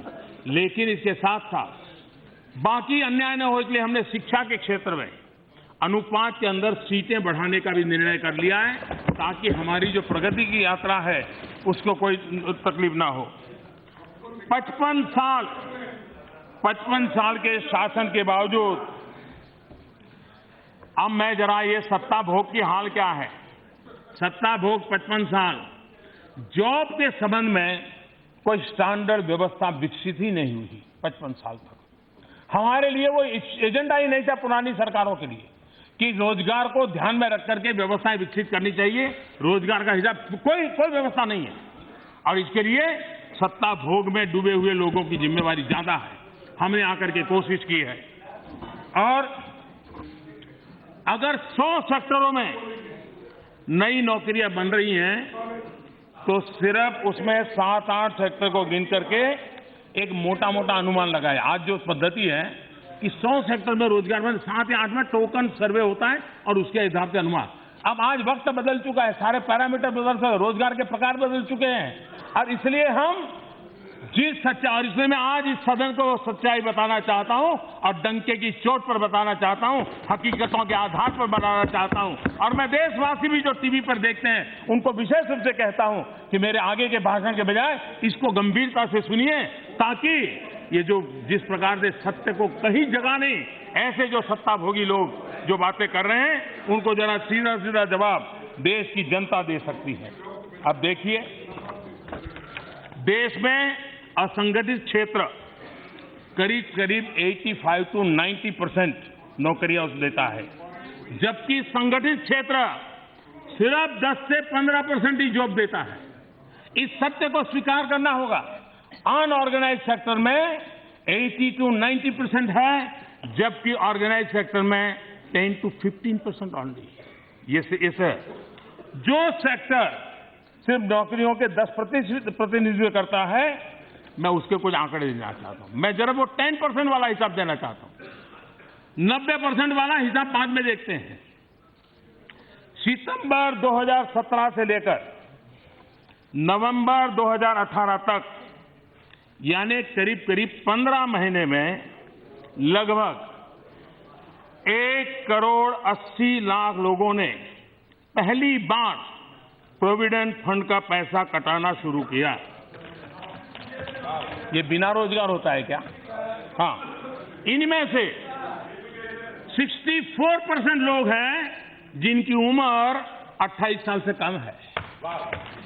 इसलिए खरगे जी आज सुबह आर्गुमेंट दे रहे थे, इसको कोई लॉजिक नहीं है। 28 साल से कम उम्र का व्यक्ति मतलब एक नया जॉब प्राप्त करने वाला लोग होता है। इसके अलावा एक और तथ्य मैं आपको देना चाहता हूं। हमारे देश में मार्च 2014 में करीब करीब 65 लाख लोगों को नेशनल पेंशन सिस्टम एनपीएस में रजिस्टर किया गया था। पिछले साल अक्टूबर में ये संख्या बढ़कर के 1,20,00,000 हो गई। क्या ये भी बिना नौकरी के सब हुआ होगा क्या? कोई ऐसे ही कर देता होगा क्या? और इसलिए एक और आंकड़ा मैं देना चाहता हूं। हर साल इनकम टैक्स रिटर्न भरते समय नॉन कॉर्पोरेट टैक्स पेयर्स जो अपनी आय घोषित करते हैं, उन्हें खुद सैलरी नहीं मिलती है, लेकिन ये लोग अपने यहां जिन लोगों को नियुक्त करते हैं उनको सैलरी देते हैं। पिछले 4 वर्षों में देश में ऐसे लगभग 6,35,000 नए प्रोफेशनल जुड़े हैं। क्या आपको लगता है कि एक डॉक्टर अपना क्लिनिक या नर्सिंग होम खोलता है तो क्या किसी और को काम नहीं देता होगा क्या? कोई चार्टर्ड अकाउंटेंट अपना दफ्तर खोलता है, क्या किसी को रोजगार नहीं देता होगा क्या? क्या ये 1, 2, 3 लोगों का स्टाफ नहीं रखता होगा क्या?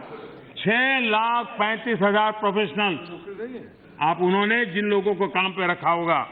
और मैं फिर कहूंगा कि फॉर्मल सेक्टर का आंकड़ा है जो सिर्फ 10% प्रतिनिधित्व करता है, उसके आधार पर मैंने बताया है। अब मैं आपको जरा इनफॉर्मल सेक्टर का आंकड़ा देता हूं। इनफॉर्मल सेक्टर में ट्रांसपोर्ट सेक्टर, असंगठित कामदार जो होते हैं, उसमें ट्रांसपोर्ट सेक्टर में सबसे ज्यादा रोजगार का अवसर होता है। बीते 4 वर्षों में थैंक यू दादा, थैंक यू दादा।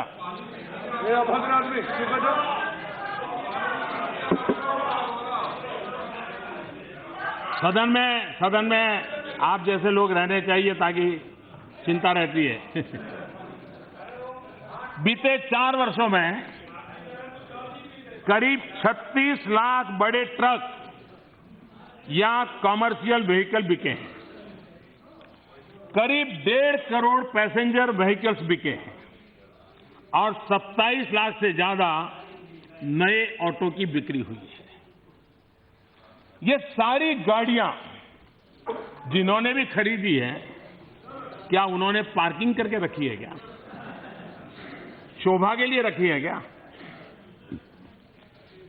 क्या उनको कोई चलाने वाला नहीं होगा क्या? उनकी कोई सर्विसिंग नहीं होती होगी क्या? क्या उनके मेंटेनेंस के लिए कोई मैकेनिज्म काम नहीं करता होगा क्या? एक अनुमान है कि ट्रांसपोर्ट सेक्टर में ही देश में बीते 4.5 वर्षों में करीब 1.25 करोड़ लोगों को नए अवसर मिले होंगे। इसी तरह होटल इंडस्ट्री, अगर होटल इंडस्ट्री की मैं बात करूं तो अप्रूव्ड होटलों की संख्या में 50% की वृद्धि हुई है।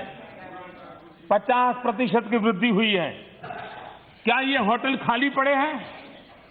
किसी को जॉब नहीं दे रहे हैं क्या वो? क्या ये अनुमान ये भी हो सकता है कि टूरिज्म सेक्टर में करीब 1.5 करोड़ नई नौकरियों का निर्माण हुआ है। देश में टैक्सी एग्रीगेटर सर्विस का इतना विस्तार हो रहा है, लेकिन विपक्ष के मेरे साथियों को लगता है कि तमाम ऐप बेस्ड कंपनियां ये कर रही हैं। ये ऐप बेस्ड कर रही है, क्या ड्राइवरलेस कार चल रही है क्या? ना, ऐप बेस्ड हो रहा है तो क्या ड्राइवरलेस कार है क्या? उसमें भी कोई गाड़ी चलाता है, उसको भी कोई रोजगार है। मुद्रा योजना के तहत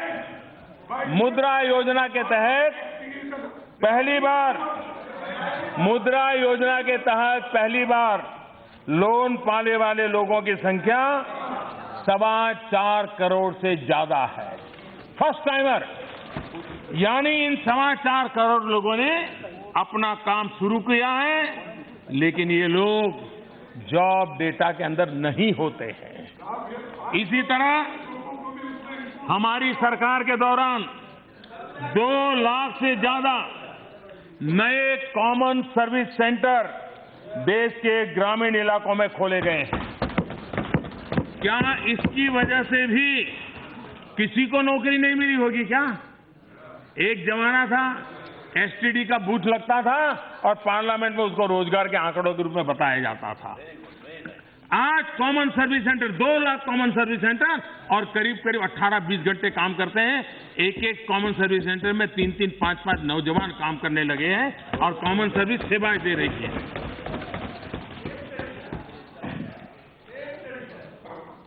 उसी प्रकार से देश में 2 गुनी गति से हाईवे बन रहे हैं, नए एयरपोर्ट बन रहे हैं, रेलवे स्टेशनों का आधुनिकीकरण हो रहा है, करोड़ों नए घर बन रहे हैं। क्या ये भी किसी को रोजगार के अवसर नहीं देते हैं क्या? हमारे देश का नौजवान आज अपने दम पर खड़ा हुआ है। Skill India, startup India, stand up India, मुद्रा योजना, ये स्वरोजगार के ऐसे मजबूत हमारे इनिशिएटिव है जो देश में, अध्यक्ष महोदया, हमारा देश का युवान हमारे देश के भविष्य के साथ सीधा जुड़ा हुआ है। लेकिन साथ साथ हमारे देश के किसान, उसकी चिंता भी जिस प्रकार से की गई है, जरा बजट देख लीजिए। आपके समय कितना बजट खर्च होता था, हमारे समय कितना खर्च होता है। आप एमएसपी में कितना पैसा लगाते थे, हम एमएसपी में कितना लगाते हैं। आप देख लीजिए, जहां आपकी सरकारें थी एमएसपी में कितनी खरीदी करते थी और आज भारतीय जनता पार्टी की सरकारें एमएसपी में कितनी खरीदी करते हैं। जरा आंकड़े देखोगे तो आपको लगेगा कि किसानों के लिए काम कैसे होता है। 55 साल का सत्ता भोग, 55 महीने का सेवा भाव, ये आपको किसानों की सेवा में भी बिल्कुल नजर आएगा। और आपने 10 साल में चुनाव को ध्यान में रखते एक कर्ज माफी का चक्र बना लिया। ये आपने अपना खेल शुरू किया। 10 साल हवा बनाते चलो और आंख में धूल झोंको और फिर अपना वोट बटोरने की कोशिश करो। ये आपकी 10 वार्षिक योजना है। 2009 का चुनाव जीतने के लिए आपने कर्ज माफी की घोषणा की। किसानों का कर्ज 6 लाख करोड़ रुपया था माननीय अध्यक्ष जी, 6 लाख करोड़ रुपया। इतना बड़ा उन्होंने तामझाम हो हल्ला किया और उनकी इकोसिस्टम में कोई उनको सवाल तो पूछता नहीं है, वो भी गाजे बाजे बनाने लग जाते हैं। 6 लाख करोड़ रुपए का कर्ज था और आपने माफ कितना किया? 52,000 करोड़। ये क्या, और ये किसको जाता है? बैंक में जो बड़े लोगों से पैसे ले जाते हैं उनको जाता है। जो गरीब किसान है उसको तो बेचारे को कुछ जरूरत है, साहूकार के पास जाना पड़ता है, वो ब्याज में मर जाता है, लेकिन आपको उसकी परवाह नहीं थी। और उस समय जो सीएजी का रिपोर्ट है इसी सदन में रखा गया, लेकिन उस समय इतने बड़े बड़े करप्शन का कारोबार चलता था कि बहुत सी चीजों पर ध्यान ही नहीं जाता था। 2G चलता था, कोयला चलता था, न जाने क्या क्या चलता था और कैसे कैसे लोग चलाते थे, किस समय चलाते थे। लेकिन उस समय के सीएजी रिपोर्ट में है कि उस 52,000 करोड़ में भी 35 लाख लोग ऐसे पाए गए जो इसके हकदार नहीं थे, लेकिन वो पैसे ले। इसमें भी दलाली, इसमें भी खेल। और इतना ही नहीं, हमने जब इस योजना को लाए हैं तो हमारा साफ मत है कि हम कैसे भला करेंगे। किसान के लिए हमारी सोच क्या रही है? हमारे हजारों करोड़ रुपए हम भी कर्ज माफी के रास्ते पर जा सकते थे, लेकिन एम्पावरमेंट ऑफ किसान, उसकी समस्या का कायमी समाधान 99 सिंचाई योजना, आज आपको प्रधानमंत्री सिंचाई योजना से जरा तकलीफ हो रही थी। 99 सिंचाई योजनाएं जो किसी समय में, जैसे मैंने कहा, नेहरू जी ने हमारे यहां एक पत्थर डाला था, मैंने जाकर के उद्घाटन किया। 99 ऐसी योजनाएं जो लटकी पड़ी थी, हजारों करोड़ रुपया खर्च करके उन योजनाओं को पूरा करने का काम हमने किया है। हमने नए मेगा फूड पार्क, नए कोल्ड स्टोरेज को बल दिया है। हमने 22,000 ग्रामीण हाट बनाने की दिशा में काम बहुत तेजी से आगे बढ़ रहा है। हमने इनाम के माध्यम से ऑनलाइन किसानों को अपने माल बेचने के लिए व्यवस्था मुहैया की है ताकि किसान को पूरा दाम मिल सके। माननीय अध्यक्ष जी, हमने इस योजना में किसानों के लिए इस बार बजट में 6,000 रुपये वार्षिक रूप से देने का तय किया है। ये निर्णय आने वाले दुर्गम परिणाम करने वाला है। 12 करोड़ किसान इसके लाभार्थी बनेंगे। आपकी अब तक की योजनाएं 1 करोड़, 1.5 करोड़, 2 करोड़ किसानों तक सीमित थे, ऊपरी सतह के लोगों के लिए थे। 1 एकड़ भूमि वाला, 2 एकड़ वाले भूमि वाले किसान तक कभी पहुंचे नहीं थे। ये एक योजना ऐसी है कि जो 1 करोड़, 2 एकड़ छोटे किसान पर, और इस देश के 85% किसान ये हैं, इनको ये लाभ मिलने वाला है। और करीब 12 करोड़ किसानों को सीधा लाभ उनके बैंक के खाते में जाएगा, कोई दलाल नहीं होगा। मैं हैरान हूं, कुछ राज्य बड़े सीधा तान करके कह रहे हैं हम ये मोदी की किसान योजना को नहीं लेंगे। अरे वहां के जरा किसान को तो पूछो भाई, 6,000 रुपये आना है, लेना है कि नहीं लेना है? आपको तो 1 रुपया देना नहीं है, सीधा जाने वाला है। लेकिन राजनीति में ऐसा पागलपन कुछ लोगों का हो जाता है, घोषणा कर देते ये योजना का लाभ नहीं लेंगे। अरे अपने किसानों की चिंता करो, आयुष्मान हम नहीं लेंगे, अरे अपने यहां गरीब की चिंता करो। ये राजनीति चलती रहेगी, ये खेल करना बंद करो और अपने गरीब और किसानों की चिंता करो। किसान साहूकारों का ऋण लेने वाले छोटे किसानों की कोई कर्ज माफी होती नहीं है। मैं जरा कर्नाटक का उदाहरण देना चाहता हूं। मैं कर्नाटक का उदाहरण देना चाहता हूं, और आप कर्नाटक के हैं, अब आपका और किसान नेता स्वयं यहां बैठे हैं। हमारे पूर्व प्रधानमंत्री आदरणीय देवगौड़ा जी अपने आप को एक किसान पुत्र के रूप में हमेशा लोगों को बताते रहते हैं। आपकी सरकार आपने बड़ी घोषणा की थी और हमें कहते हो कि घोषणाएं करके मोदी ने वोट ले लिया। आपने कर्नाटक में किसानों का कर्ज माफ करने का कहा था। इसके लाभार्थी 43 lakh according to government records Karnataka 43 lakh उसके हितकारी हैं और अभी तक सिर्फ 60,000 लोगों को लाभ मिला। ये मैं आपके सरकार की बात बताता हूं। आप 43 लाख में से 60,000 और आप दुनिया को कर्ज माफी के नाम पे बता रहे हो 10 दिन में कर्ज माफी, 10 दिन में कर्ज माफी। राजस्थान और मध्य प्रदेश में जाकर के आइए, वहां अभी तो कागज पे चिट्ठियां नहीं बन पा रही है। 10 दिन में आप बातें बड़ी बड़ी करते थे। और मैं बताता हूं, आपका 10 वर्ष का सर्कुलर, 10 वर्ष का आपका खेल, 10 वर्ष के खेल में आप एक बार 50-60 हजार करोड़ रुपया माफ करते हैं 10 साल में एक बार। और ऊपर के जो 2-3 करोड़ किसान हैं वही उनके हितकारी होते, पहुंचता तो है नहीं। हमारी योजना है प्रतिवर्ष 10 साल का मैं हिसाब लगाऊं तो किसानों के खाते में 7.5 लाख करोड़ रुपए जमा होगा। कहां 50-52 हजार का खेल और कहां 7.5 लाख करोड़ रुपया देश के किसानों के हाथ में जाएगा। इतना ही नहीं, हमने इस बजट में राष्ट्रीय कामधेनु आयोग, मछली पालन करने वाले किसानों के लिए भी हमने विशेष व्यवस्था किया। पशुपालन वालों के लिए भी जो किसान क्रेडिट कार्ड के बेनिफिट किसान को मिलते थे वो पशुपालक को भी और मछली पालन वाले लोगों को भी मिलने वाले हैं। इसका फायदा होने वाला है। हमने उन लोगों के विषय में सोचा, एक संवेदनशील सरकार कैसे काम कर सकती है। आप कहेंगे हमारे समय भी था, हमारे समय भी था। भाई सब कुछ आपके समय में था और मुझे तो ये आपके किए हुए उसको पूरा करने में मेरी ताकत काफी जा रही है, क्योंकि आप ऐसा सब हाथ लगा लगा करके छोड़ दिया है कि इसको पूरा करना पड़ रहा है। और लेकिन उसको भी मैं खुशी खुशी पूरा करूंगा। अब मुझे बताइए, टीकाकरण ये कोई मोदी आने के बाद आया क्या? टीकाकरण पहले भी था, लेकिन टीकाकरण होना चाहिए, उस बच्चे को, उस मां को लाभ मिलना चाहिए। वो काम नहीं होता था। हमारे गरीब, आदिवासी, दलित, पीड़ित, शोषित, वंचित छूट जाते थे। हमने मिशन इंद्रधनुष चलाया और आज हमने टीकाकरण का दायरा चौड़ा कर दिया और सफलतापूर्वक आगे बढ़ाया है। टीकाकरण आपके जमाने में भी था, लेकिन वो टीका किसी के टीके के लिए रह जाता था, गरीब के घर तक वो टीका पहुंचता नहीं था। इस काम को हमने करने का काम किया। बीच में पढ़ाई छोड़ने वाले लोगों को स्किल डेवलपमेंट का काम, स्वरोजगार का काम, उसके लिए कौशल विकास का एक बड़ा अभियान हमने चलाया है।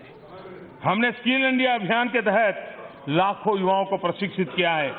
प्रधानमंत्री श्रम योगी मानधन योजना, कम्युनिस्ट पार्टी के लोगों के लिए कई वर्षों से मांग रहती थी अनऑर्गेनाइज्ड लेबर के लिए। 40-42 करोड़ अनऑर्गेनाइज्ड लेबर है। पहली बार हमने इसको हाथ लगाया और हमने 3,000 रुपए के पेंशन की व्यवस्था अनऑर्गेनाइज्ड लेबर के लिए लेकर के आए। मैं मानता हूं हिंदुस्तान के कम्युनिस्ट पार्टी जो सोचती थी वो नहीं कर पाई, वो काम करने का काम हमने किया है। और इसलिए एक काम हमारे देश में मछुआरों की एक मांग रहती थी कि हमारे लिए अलग मिनिस्ट्री होनी चाहिए। हमारी सरकार ने इस बार बजट में कहा है माछीमारों के लिए, मछुआरों के लिए अलग मंत्रालय की व्यवस्था करने के लिए हमने कहा है। उसी प्रकार से ट्रेडर्स, देश की गतिविधि में, आर्थिक गतिविधि में ट्रेडर्स का रोल है, लेकिन उनके लिए कोई मालिक नहीं, कोई चिंता करने वाला नहीं था। सरकार ने हमारा जो डिपार्टमेंट है उसमें बदल करके डीआईपीपी को department for promotion of industries internal trade के साथ जोड़ दिया है, ताकि ट्रेडर्स की देखभाल करने वाला भारत सरकार में भी एक विभाग होना चाहिए। गुमंतु समुदाय, ये कोई मेरे आने के बाद गुमंतु नहीं हुई है, सदियों से समुदाय है। आपकी सरकार में थे और आप तो गरीबों के नारे लगाते थे, लेकिन गुमंतु समुदाय के लिए साफ सपेरे वाले लोग हैं, उनको आप किसी विदेशी मेहमान को दिखाने के लिए तो सपेरे वालों को बिठा देते थे, लेकिन उनकी चिंता करने की आपको फुर्सत नहीं थी। हमने पहली बार गुमंतु समुदाय के वेलफेयर के लिए बोर्ड बनाने का निर्णय किया है, ताकि योजनाओं का लाभ समाज के उस वर्ग को मिले। और मेरा अनुभव है, मैंने गुजरात में जब था, मैंने गुमंतु जाति के लोगों को, उनको मकान के लिए काम कर रहा था। मेरी इच्छा थी उनके बच्चे पढ़े, तो वो कह रहे थे साहब हमारा तो घर नहीं, हम रहेंगे कहाँ, हम स्कूलों में क्या जाएंगे। मैंने जब उनको घर दिया, आज मैं गर्व से कहता हूं उनके बच्चे कंप्यूटर चला रहे हैं और बड़े शान से जीना जी रहे हैं। अगर इस समाजों में शक्ति है, उन समाजों की भलाई के लिए हम काम करें तो हम कर सकते हैं। अध्यक्ष महोदय जी, विदेश के संबंध में हमारी सुषमा जी कई बार कई बातें कह चुकी हैं, इसलिए मैं उसको विस्तार में नहीं जाता हूं। लेकिन एक बात नहीं है, निश्चित है कि आज विश्व मंच पर भारत की बात सुनी जाती है। इस विषय में भारत क्या सोचेगा, ये आज दुनिया को पहले सोचना पड़ता है। आज विश्व में कोई निर्णय होते हैं तो निर्णय के पहले आप पेरिस एग्रीमेंट देख लीजिए। पेरिस एग्रीमेंट का फाइनल होने से पहले लगातार दुनिया की बड़ी बड़ी हस्तियां टेलीफोन पर भारत से बात करती थी कि ये शब्द रखें या न रखें। यानी आज भारत ने अपनी जगह बना दी है और भारत ने पैलेस्टाइन और इजराइल के बीच में तनाव होगा, लेकिन पैलेस्टाइन इजराइल दोनों हमारे दोस्त हो सकते हैं। सऊदी अरेबिया और ईरान के तनाव होगा, लेकिन सऊदी अरेबिया और ईरान दोनों हमारे दोस्त हो सकते हैं। हमने इस प्रकार से आज दुनिया के अंदर हमारा विदेश में रहने वाला भारतीय समुदाय, हमने कभी इसकी अहमियत नहीं मानी। अब मुझे खुशी है कि मेरे प्रयत्नों के बाद सभी राजनीतिक दलों को भी विदेश में रहने वाले भारतीयों की तरफ नजर गई है और मैं इसको अच्छा मानता हूं। और विदेश में रहने वाले भारतीय हमारे देश की बहुत बड़ी ताकत है, हमने इसको पहचाना है और आज उसका अनुभव हम कर रहे हैं। हर क्षेत्र में वो हमारी बात को पहुंचा रहे हैं और मुझे खुशी है कि अभी जो प्रवासी भारतीय दिवस हुआ, बनारस में हुआ, अब तक के प्रवासी भारतीय दिवस में सबसे ज्यादा प्रतिनिधित्व बनारस। और खुशी की बात है, कुंभ विश्व ने हेरिटेज के रूप में इसको स्वीकार किया है, लेकिन हम ऐसे मानसिक बीमारी में फंस गए थे कि कुंभ की बात आए तो भागते थे, कहीं सांप्रदायिकता का दाग न लग जाए। लेकिन आज दुनिया के सभी देशों के प्रतिनिधित्व कुंभ के मेले में आ रहे हैं। दुनिया की एम्बेसी के सारे लोग कुंभ में गए और अपने देश का झंडा गाड़ करके आए। उसको ये भारत की ताकत है, भारत का सॉफ्ट पावर है। इसको भी हमने पहले नजरअंदाज किया। आज हम उन चीजों को भी बल दे रहे हैं और इसलिए उस दिशा में भी हम सफलतापूर्वक आगे बढ़ रहे हैं। मेरे लिए खुशी की बात है कि हमने जितनी भी विचार रखे होंगे, आलोचना की होगी, तथ्यों को अभाव के साथ भी बोल लिए होंगे, रिकॉर्ड पर भी चला जाएगा। लेकिन मैं आज इस सदन को, अध्यक्ष महोदय जी, आपके माध्यम से विश्वास दिलाना चाहता हूं कि 2014 में जिस मंजिल को लेकर के हम निकले हैं, देश के सपनों को पूरा करने के लिए हमें जो ठानी है, जिसके लिए दिन रात हम मेहनत कर रहे हैं, देश जिन बीमारियों में फंसा हुआ है इससे बाहर निकालने का काम, देश जिन सपनों को लेकर के चल रहा है, इन सपनों को लेकर के योजना पूर्वक आगे बढ़ने का प्रयास, देश के संसाधनों का ऑप्टिमम यूटिलाइजेशन, पल पल देश के विकास के लिए काम आए, पाई पाई देश की भलाई के लिए काम आए, इसके हम लगातार लड़े हैं। हम करते रहे हैं, हम करते रहेंगे और मैं देशवासियों को विश्वास दिलाता हूं। और मैंने 2018 में अविश्वास के प्रस्ताव के समय भी, 2018 में अविश्वास के प्रस्ताव के बाद मैंने देखा कि मेरी आवाज, मेरा गला घोंटने का भरपूर प्रयास किया गया था। 1.5 पौने 2 घंटे तक नारेबाजी के बीच में भी ये ईश्वर की कृपा थी कि मैंने अपनी बात देश और दुनिया के सामने रखी। और उस समय मैंने आपको एक शुभकामनाएं दी थी, वो शुभकामनाएं मैं आज फिर देना चाहता हूं कि आप इतनी तैयारी करो कि 2023 में फिर से आपको अविश्वास प्रस्ताव लाने का मौका मिले। और यही अहंकार की बात है, ये समर्पण भाव है, ये समर्पण भाव है। अहंकार का परिणाम है 400 से 40 हो गए, अहंकार का परिणाम है 400 से 40 हो गए और सेवा भाव का परिणाम है कि 2 से यहां आकर के बैठ गए, 2 से निकल करके आके बैठ गए। आप कहां से कहां पहुंच गए। अरे मिलावटी दुनिया में जीना पड़ रहा है, आप कोई लंबी बात करोगे तो शोभा नहीं देगी। और इसलिए आने वाले दिनों में जो लोग कहते हैं कि देश आगे बढ़ा, आज आगे बता रहे थे, मैं जरा कहता हूं, खड़गे जी सीनियर व्यक्ति हैं, जरा उनके अभ्यास के लिए अगर हो सके तो 47 में जो देश आजाद हुए, उन्होंने 2014 तक क्या प्रगति की और 47 में आजाद हुए हिंदुस्तान ने क्या प्रगति की, ये लेखा जोखा लोगे तो पता चलेगा कि हर डगर डगर पर आपकी विफलताएं नजर आएगी। जबकि दुनिया के देशों ने इसी कालखंड में विश्व की सबसे बड़ी शक्तिशाली विविधताओं को पार किया है।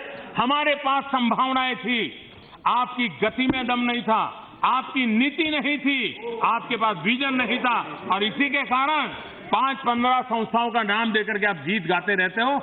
अगर उसी गति को चलते देश को समस्याओं से आपने मुक्त किया होता, अरे किसान को पानी पहुंचा दिया होता, आपने लोगों को घर बिजली पहुंचा दी होती। हाँ, हम 55 महीने में कर दिए हैं और आने वाले में देश हमको यही काम देने वाली है, हम करके रहने वाले हैं। और इसलिए आखिर में कहना चाहूंगा, आज सुबह बसवना के कुछ वचन खड़गे साहब पढ़ रहे थे, बसवना के वचन पढ़ रहे थे खड़गे साहब। लेकिन खड़गे साहब, आप तो कर्नाटक के हैं, इतने साल के बाद क्यों पढ़ा? ये अगर 25-30 साल पहले पढ़ा होता तो जो बुरे रास्ते पर आप लोग चले गए नहीं जाते, गलत काम पर चले गए नहीं जाते। आपको ये बसवना के वचन, और मैं चाहूंगा हर कांग्रेसी के घर में बसवना का ये जो वचन आप पढ़ा ना, उसको टिंगियों के रखिए। और अभी जहां सरकारें आपको मौका मिला है, वहां तो बड़े अक्षरों में लगा के रखिए, ताकि ये बीमारियां जो आपके यहाँ फली फूली हैं, थोड़े लोग डरने लगे। और इसलिए भी वहां फोटो मोदी की मत रखना, वरना बेचारे डर जाएंगे तो मुसीबत आएगी। और इसलिए माननीय अध्यक्ष महोदय,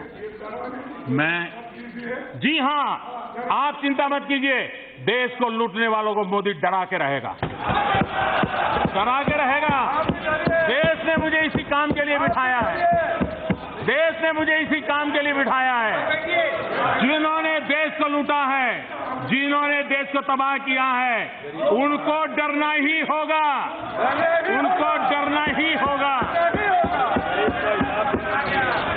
ये डर उन्हें, और इसीलिए तो जिंदगी खपाई है, ऐसे लोगों के खिलाफ लड़ने के लिए जिंदगी खपाई है।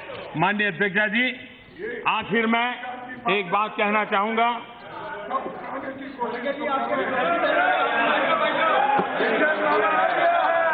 बिल्कुल इस देश में चोर लुटेरे बदमाशों का डर खत्म हो गया था, उसी के कारण देश बर्बाद हुआ है। उनके लिए डर पैदा करने के लिए देश ने मुझे यहां बिठाया है, और इसलिए इस काम को हम आगे बढ़ाने वाले हैं। अध्यक्ष महोदय जी, आखिर में एक बात कह करके मेरी बात को समाप्त करूंगा। सूरज आएगा भी तो कहां, सूरज आएगा भी तो कहां, उसे यहीं रहना होगा। यहीं हमारी सांसों में, हमारी रगों में, हमारे संकल्पों में,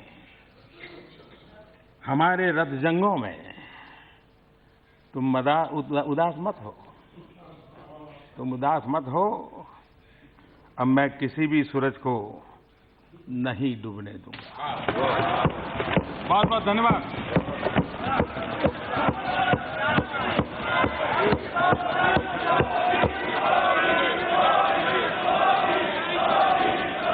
मैम, पढ़िए आप, ये